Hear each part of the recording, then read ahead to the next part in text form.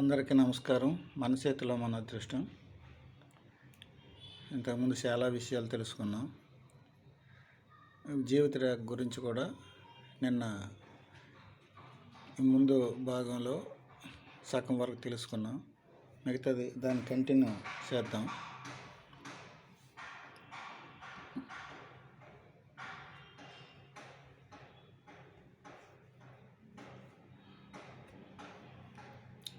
ఈ విధంగా ఉంది కదా జీవిత రేఖ.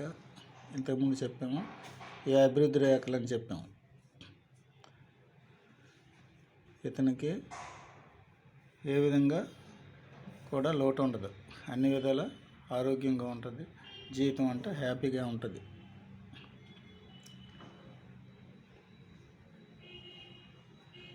దీని కంటిన్యూ ఇదే రేఖ జీవిత రేఖకి ఇలా దిగుడు రేఖలు కూడా ఇలా ఉంటాయి.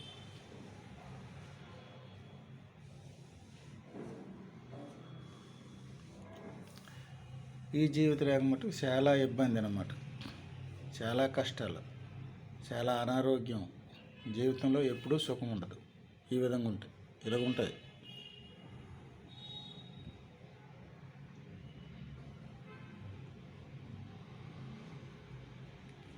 ఇదే జీవిత రేఖ ఇక్కడి నుంచి వచ్చి ఇక్కడ ఆగిపోయి ఇక్కడి నుంచి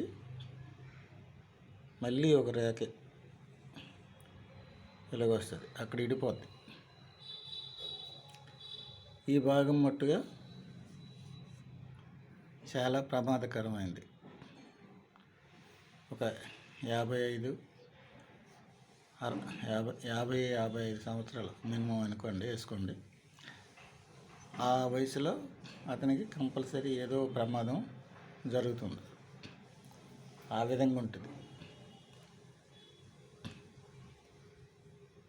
ఇదే ఇక్కడ ఏదో ఒక దేవుడు దయతలిసి అతనికి ఏమైనా పూర్వజన్మ పుణ్యఫలం ఇంకా కర్మఫలం ఇంకా అనుభవించవలసి ఉన్నట్టు ఉంటే ఇక్కడ ఒక రేఖ ఇలాగ వస్తుంది. వచ్చినప్పుడు ఇక్కడ ఇది ఎల్డింగ్ లైట్ దీన్ని కలుపుతుంది. ఆ విధంగా కూడా ఉంటుంది. అప్పుడు కంపల్సరీ యాక్సిడెంట్ అయితే కంపల్సరీ అవుతుంది, జరుగుతుంది, ఏదో ప్రమాదం జరుగుతుంది. కానీ మనిషి మిగతా జీవితాన్ని మట్టుగా గడుపుతాడు, అప్పుడు ఎందుకంటే డాక్టర్లు పెద్ద పెద్ద డాక్టర్లు ఉన్నారు కదా, మనుషుల్ని ముక్కలకు 4 ముక్కలు డబ్బు ఉండాలి, కానీ 4 ముక్కలు కోసేసి మళ్ళీ అతికేస్తారు. ప్రాణం ఉండాలి, డబ్బు ఉండాలి, ఈ రెండు ఉండాలి. ఉన్నప్పుడు మిగతా జీవితాన్ని కూడా అతను గడపడానికి అవకాశం ఉంటుంది. ఈ విధంగా ఉంటుంది ఒక రేఖ. ఇదే రేఖ ఇక్కడికి వచ్చి ఈ విధంగా ఉంటుంది. ఇక్కడ కట్ అయిపోద్ది, పూర్తిగా కట్ అయిపోద్ది. ఇది మట్టుగా ఇంకా మిగతా జీవితం గడపడం కష్టం. దీనికి మట్టుగా తిరుగులేదు, ఇంకా ఆన్ ది స్పాటే, ఇంకా ఏం డిఫరెన్స్ ఉండదు. దీనికి కూడా మార్గం ఉన్నది. ఏదైనా పిల్లలు, భార్య లేదా పూర్వజన్మ సుకృతం వలన దీనికి మళ్ళీ ఇలాంటి ప్రమాదం, భయంకరమైన ప్రమాదం, దీనికే అడ్డుకట్ట కట్టాలంటే ఇక్కడ ఒక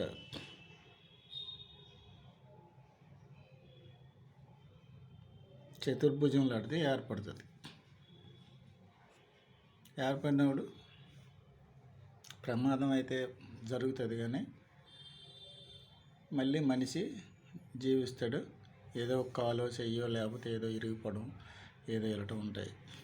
మిగతా జీవితాన్ని ఏదో ఒక గడుపుతాడు. ప్రారంభం అయితే ఉంటుంది. మంచం మీదో లేకపోతే కర్ర పెట్టుకునో చెయ్యి పెట్టుకుని ఏదో మనిషి ఉంటాడు. ఇది ఈ విధంగా ఉంటే చతుర్భుజంగానే ఇక్కడ ఏర్పడుతుంది. ఈ కింద భాగంలోనే ఏర్పడవచ్చు, మీద భాగంలోనే ఏర్పడవచ్చు, ఎక్కడైనా ఉండవచ్చు. ఆ విధంగా లేదు, ఈ విధంగా దీనికి ఇక్కడ భాగంలో చిన్నది దగ్గరలో ఆ విధంగా కూడా ఇంకొక గీత ఉండవచ్చు. ఎలాగున్నా బతకడానికి అవకాశం ఉంటుంది. ప్రమాదం తప్పదు, జరుగుతుంది, బతకడానికి అవకాశం ఉంటుంది. ఇదేదీ లేదనుకోండి, ఇంక తిరుగులేదు అతనికి, మరి బతికే అవకాశం లేదు. ఎంతమంది డాక్టర్లు బాగు చేసినా, ఎంత చేసినా, అమెరికా వెళ్ళినా, రష్యా వెళ్ళినా బతకడం మటుకు కష్టం. ఇంకేం లేదు, అక్కడ చాప్టర్ క్లోజ్. ఆ విధంగా ఉంది. అదే 2 చేతుల్లో కూడా బహుశా చూడవలసి వస్తుంది. ఎంతో కొంత ఆ కటింగ్ అనేది ఉంటుంది. ఉన్నట్టుకుంటే మరి ఇంక తిరిగి ఉండదు. ఈ విధంగా ఉంటుంది ఒకరే.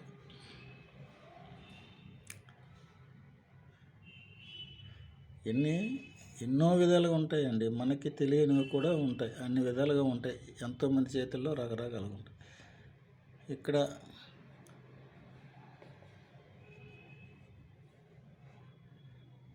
దళాసరిగా ఉంటుంది, కొంతవరకు సన్నంగా ఉంటుంది, కొంతవరకు మళ్ళీ దళాసరిగా ఉంటుంది, ముగ్గేసినట్టుగా. మళ్ళీ కొంత సన్నంగా ఉంటుంది, మళ్ళీ కొంత దళాసరిగా ఉంటుంది.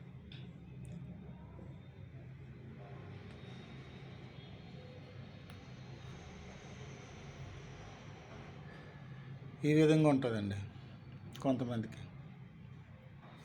ఈ సన్నంగా ఉన్న దగ్గర ఏదైనా జ్వరం లేకపోతే ఇంకొకటో ఏదో ఒక వ్యాధి కానీ వ్యాపించినట్టుగంటే ఆయనకి మట్టుగా తగ్గడం కష్టం.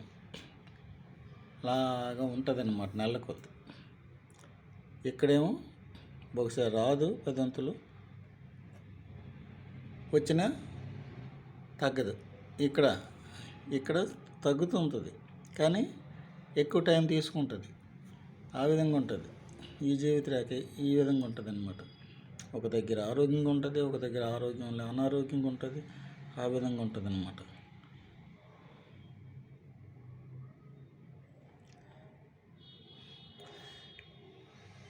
ఇంకా ఎక్కువ టైం లేదు, చాలా రకాలు ఉన్నాయి, కానీ గీతలు తీసుకుందాం. ఇప్పుడు ఇదే రేఖ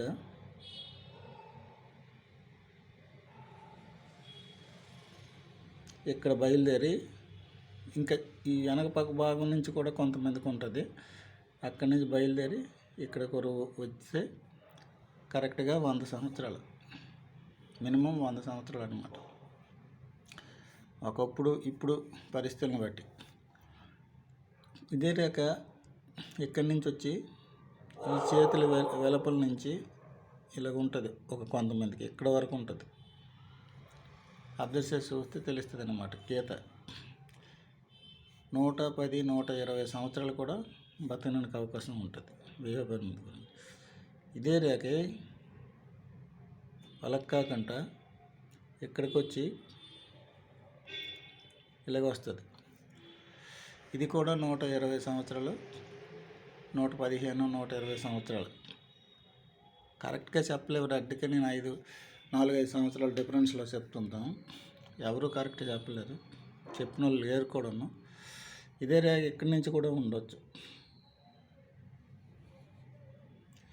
అలాగ కూడా ఉండొచ్చు. అలాగుంచి ఇలాగ రావచ్చు. ఇదే రేఖ ఇలాగొచ్చి ఇలా రావచ్చు. ఇది జీవిత రేఖ. ఉదయరేఖ అనుకోకూడదు. ఉదయరేఖ ఎక్కడ ఉంటుంది? ఉదయరేఖ కాదు, ఇది జీవిత రేఖ. ఇలాగొచ్చి ఇలాగ కూడా ఉంటుంది. ఇది కూడా అంతే, పూర్ణాయుసే. అది 100 సంవత్సరాలు దాటే ఉంటుంది.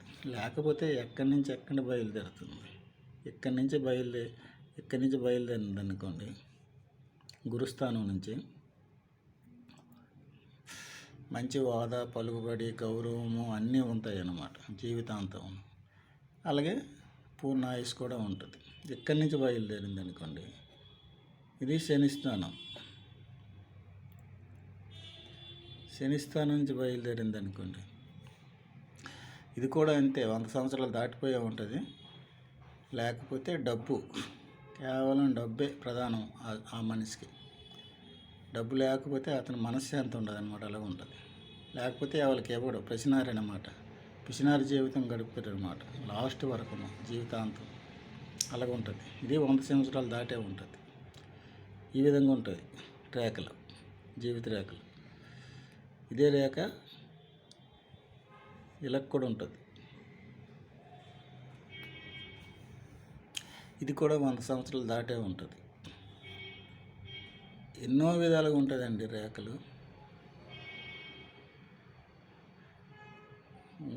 అది అయితే ఇప్పుడు ఇంకోటి కూడా చిన్న విషయం తెలుసుకోవాలి.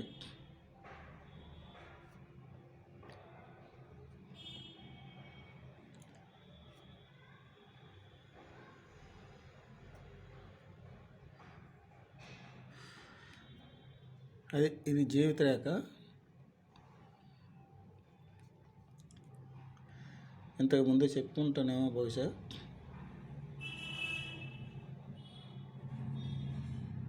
ఎక్కడి నుంచి చెడిపోయి ఇటు ఒకటి వెళ్తుంది, ఇలాగ వస్తుంది. ఇది జీవిత రేఖే.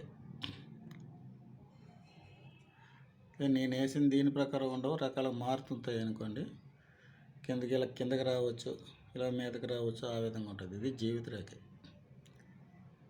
ఏ బొమ్మలు గీసినట్టుగా ఉంటాయండి రేఖలు, అనేక విధాలుగా ఉంటాయి. ఇంకా జీవిత రేఖ గురించి ఇంకొక విషయం చెప్పాలి. ఇందాక చెప్పాను కదా, ఇక్కడి నుంచి ఇలా విడిపోతే అక్కడ ప్రమాదం జరుగుతుందని చెప్పాను. దానికి ఒక చతుర్భుజం ఏదైనా ఒకటి ఉన్నట్టు ఉంటే ఆ ప్రమాదాన్ని నుంచి తప్పవచ్చు అని చెప్పాను. ఒకటి. రెండోది ఏంటంటే, ఇదే జీవిత రేఖ పక్కనే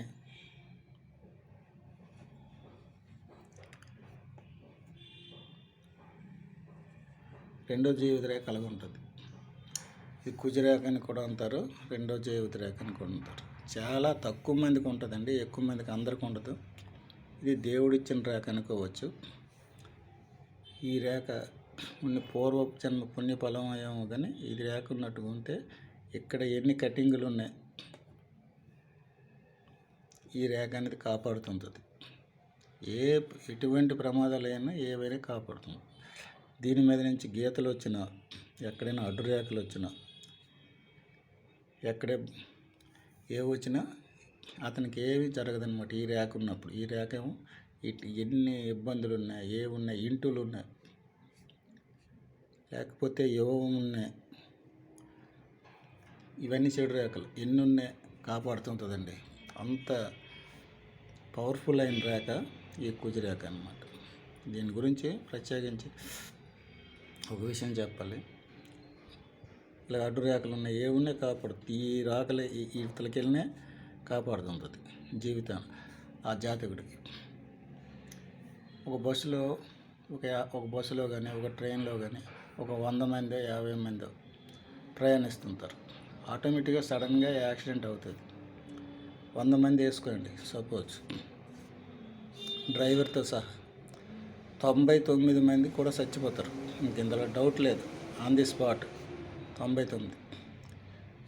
ఈ ఒక్కడు మట్టుగా ఈ రేఖ ఉన్నాడు, రవ్వంత కూడా దెబ్బ తగలదనమాట. ఏదో చిన్న ఏనుకో గోరుకో ఏవో అందరూ చచ్చిపోంటారు కదా, ఇక చిన్నది ఏదో తగులుతుంది అంతే. చిన్నది ఒక చెయ్యికో గోరుకో కాలుకో దేనికో తగులుతుంది. శుభ్రంగా హ్యాపీగా వస్తాడు. ఈ 99కి చచ్చిపోయారు కాబట్టి వీళ్ళకి పోలీసులకు ఫోన్ చేయడం లేకపోతే ఏదో చేస్తాడు, ఇలా జరిగింది యాక్సిడెంట్ అనేసి హ్యాపీగా ఇంకో వేరే బస్సు ఎక్కిపోయి ఇంటికి వెళ్ళిపోతాడు. అటువంటి రేఖ అనమాట ఇది. అంత పవర్ఫుల్ అయిన రేఖ ఈ రేఖ. మొత్తం 100 మంది చచ్చిపోతారు, 99 మంది, కానీ వీడికి ఏమవ్వదు. బస్సులోనే కాదు, ఇంకేదో ఒక నదిలోనో లేకపోతే ఇంకొకటి ఏది జరిగినా, ఏ ప్రమాదం అనుకోకుండా జరిగిన సంఘటనలకు మట్టుకు ఈ రేఖ మట్టుకు కాపాడుతుంటుందండి. అంత పవర్ఫుల్ అయిన రేఖ. కానీ ఈ రేఖ ఉన్నది కదా, నేను వెళ్ళి ఒక 200 కిలోమీటర్ల స్పీడ్లో బైక్ నడుపుతాను, కారు నడుపుతాను, అంతే మట్టుకు ఈ రేఖ కాపాడదు, ఎట్టి పరిస్థితిలో కాపాడదు. ఇలాంటివి 2 రేఖలు అతనికి ఉన్నే కాపాడదు. అనుకోకుండా జరిగిన సంఘటనలకే ఈ రేఖ మట్టుకు కాపాడుతుంది, అతన్ని జీవితాంతం కూడా కాపాడుతుంది. హ్యాపీగా తెలియకుండా జరిగినట్టుకి తెలిసి నేను చేస్తాను, వెళ్ళి పులి నోట్లో చేయి పెడతాను, పుట్టబొక్కలో చేయి పెడతాను, అంతే మట్టుగా ఆ రేఖ మట్టుకు కాపాడుతుంది. అది మట్టుకు గ్యారెంటీ. ఒక పెద్ద అంతస్తు నుంచి నేను కింద గెంతుతాను, అయినా నాకేమవుతుంది, రేఖ ఉంది కదా అని ఇంతమట్టుగా ఎట్టి పరిస్థితుల్లో రేఖ కాపాడదు. అలాంటిది ఇది. అటువంటి రేఖ ఈ రెండో జీవిత రేఖ అనమాట. దీన్నే కుజరేఖ అని అంటారు. భగవంతుడు దేవుడు ఇచ్చిన రేఖ అని కూడా అంటారు. అనేక విధాలుగా ఉంటుంది. అదండి ఈ జీవిత రేఖ గురించి. ఇంక చాలా ఉంటాయి కానీ నాకు కొన్ని తెలియవు. నాకు తెలిసిన వరకే చెప్పాను. అందరికి నమస్కారం. ఉంటాను. వేరే భాగంలో ఇంకో విషయం గురించి తెలుసుకుందాం.